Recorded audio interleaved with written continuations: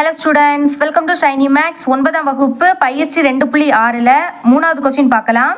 இங்கே √2, √3, √5, √10 இதோட மதிப்பு கொடுத்துக்கிட்டு எனில் கீழ் காண்பனவற்றின் மதிப்புகளை 3 தசம இடத்திருத்தமாக காண்க.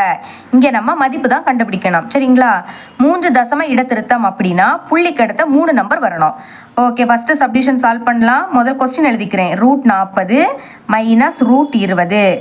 இனி √40 நம்ம எப்படி எழுதலாம்னா 4 × 10 எழுதிக்கலாம். 4ஐயும் 10ஐயும் பெருக்குனா 40 தான் கிடைக்கும். அப்போ 40 இப்படி எழுதிக்கலாம்.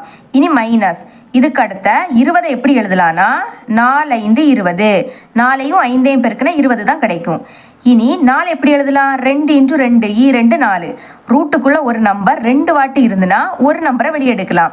அப்போ 2 வாட்டி இருக்கு, ஒரு 2 வெளியே எடுத்துருங்க. 10 வெளியே எடுக்க முடியாது, ஏன்னா ஒரு வாட்டி தான் இருக்கு, அதனால அப்படியே எடுத்து எழுதிக்கணும். அதே மாதிரி இங்கேயும் 4 2 × 2 எழுதிக்கலாம், ஒரு 2 வெளியே எடுத்துருங்க. இனி 5 வெளியே எடுக்க முடியாது, அதனால அது அப்படியே இருக்கும். இதுக்கு அடுத்த 2 × √10 மதிப்பு 3.162 எழுதிருங்க. 3.162. அடுத்த மைனஸ் இங்கே 2 இருக்கு, √5க்கு பதில் 2.236 எழுதிக்கலாம். 2.236. இப்போ பெருக்கலாமா? 2 2 பெருக்குனா 4, 2ஐயும் 6ஐயும் பெருக்குனா 12. அப்போ 2 பாக்கி 1. 2ஐயும் 1ஐயும் பெருக்குனா 2, 2க்கு கூட 1 கூட்டினா 3. அடுத்த 2ஐயும் 3ஐயும் பெருக்குனா 6.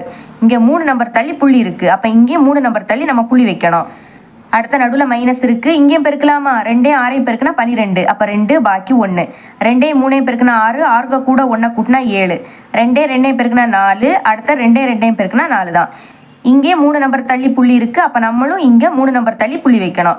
இப்போ கழிக்கலாமா? நடுவில் மைனஸ் இருக்குது, அப்போ கழிக்கலாம். ஃபஸ்ட் இதை எடுத்து எழுதிக்கிறேன். 6.324. முதல் இந்த புள்ளியை புள்ளிக்கு நேராக வைக்கணும். புள்ளிக்கு முன்னாடி என்னது இருக்குது? 4.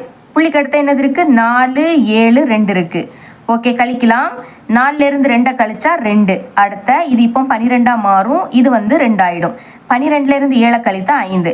இனி 2லேருந்து 4 கழிக்க முடியாது, அப்போ திரும்பவும் கடன் வாங்கணும். அப்போ இது இப்போ 12ஆக மாறும், இது 5 ஆகிடும். 12லேருந்து 4 கழிச்சா 8. புள்ளிக்கு நேரம் புள்ளி வச்சுருங்க. அடுத்த 5லேருந்து 4 கழிச்சா 1.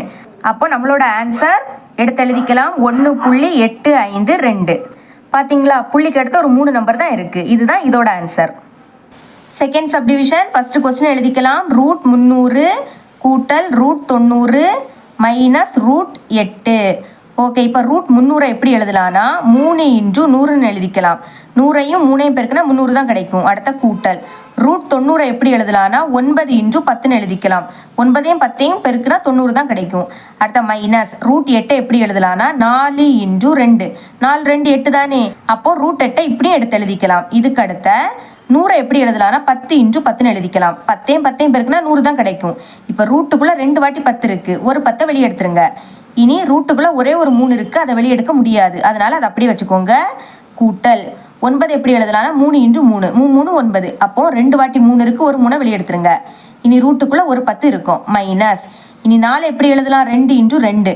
2 வாட்டி 2 இருக்குது, ஒரு 2 வெளியே எடுக்கலாம். அடுத்த ரூட்டுக்குள்ளே இன்னொரு 2 கூட இருக்கும். புரியுதுல? 4 தான் 2 × 2ன்னு எழுதிக்கிட்டோம். இங்கே 2 வாட்டி இருக்கிறதுனால ஒரு 2 வெளியே எடுத்தோம். இனி அங்கே இன்னொரு 2 கூட இருக்குது, அது அப்படியே இருக்கும். இனி மதிப்பை பிரதியிடலாம். 10 × √3 மதிப்பு நம்மளுக்கு கொஸ்டினில் 1.732ன்னு கொடுத்துருந்தாங்க. கூட்டல் இனி 3 × √10 மதிப்பு 3.162ன்னு கொடுத்துருந்தாங்க. மைனஸ் 2 × √2 மதிப்பு 1.414ன்னு கொடுத்துருந்தாங்க. சரிங்களா? இப்போ பெருக்கலாம். இங்கே 10ஆல் பெருக்கும் போது புள்ளி வலது பக்கம் ஒரு நம்பர் தள்ளி போகும், ஏன்னா இங்கே ஒரு 0 இருக்குது, அப்போ ஒரு நம்பர் தள்ளி போகும். புள்ளி அப்போ 7க்கு அடுத்த வரும். எழுதிக்கலாமா? 1 7. அடுத்த புள்ளி வச்சுருங்க. இனி 3 2. இதுக்கு அடுத்த கூட்டல் பெருக்கலாம். 3 2 6. அடுத்த 3 6 18. அப்போ 8 பாக்கி 1. 3 1 3. 3க்கு கூட 1 கூட்டினா 4. அடுத்த 3 3 9. இங்கே 3 நம்பர் தள்ளி புள்ளி இருக்குது, அப்போ நம்மளும் 3 நம்பர் தள்ளி புள்ளி வைக்கணும். இனி மைனஸ் அடுத்த பெருக்கலாம். 2 4ஐயும் பெருக்குனா 8. அடுத்த 2ஐயும் 1ஐயும் பெருக்குனா 2. இனி 2 4ஐயும் பெருக்குனா 8. 2ஐயும் 1ஐயும் பெருக்குனா 2.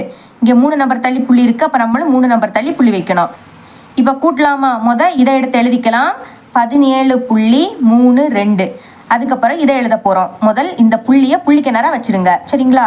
புள்ளிக்கு முன்னாடி என்னது இருக்குது? 9 இருக்குது. புள்ளிக்கு அடுத்து என்னது இருக்குது? 4 8 6 எழுதிருங்க. 4 8 6. இப்போ இதுக்கு நேரம் எதுவும் இல்லாட்டா 0ன்னு போட்டுருங்க. இப்போ கூட்டலாம். 0வையும் 6ஐயும் கூட்டினா 6, 8ஐயும் 2ஐயும் கூட்டினா 10, அப்போ 0 பாக்கி 1. இனி 3ஐயும் 1ஐயும் கூட்டினா 4, 4 கூட 4 கூட்டினா 8, புள்ளிக்கு நேரம் புள்ளி. 7ஐயும் 9ஐயும் கூட்டினா 16, அப்போ 6 பாக்கி 1, 1ஐயும் 1ஐயும் கூட்டினா 2, அப்போ என்ன கிடைக்குது? 26.806. இனி -2.828. இனி கழிக்கலாம். இந்த சைடு கழிக்கிறேன். ஃபர்ஸ்ட் இதை எடுத்து எழுதிக்கலாம். 26.806. இனி முதல் புள்ளிக்கு நேரம் புள்ளி. புள்ளிக்கு முன்னாடி என்னது இருக்குது? 2. புள்ளிக்கு அடுத்து என்னது இருக்குது? 8, 2, 8. கழிக்கலாம்.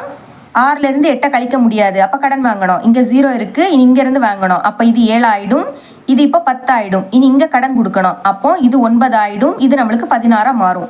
16லேருந்து 8 கழிச்சா 8. இனி 9லேருந்து 2 கழிச்சா 7. அடுத்த திரும்பவும் கழிக்க முடியாது, அப்போ இது 17 மாறும், இது 5 ஆகிடும். 17லேருந்து 8 கழிச்சா 9. சரிங்களா? அடுத்த புள்ளிக்கு நேரம் புள்ளி வச்சுருங்க. 5லேருந்து 2 கழிச்சா 3, அடுத்த 2 மட்டும் பாக்கி இருக்குது. இப்போ கழிச்சா என்ன கிடைக்குது? 2, 3.978. இதுதான் இதோட ஆன்சர். இவ்வளோ இந்த சம். இது உங்களுக்கு கிளியராக புரியும் நம்புறேன். தேங்க்ஸ் ஃபார் வாட்சிங்.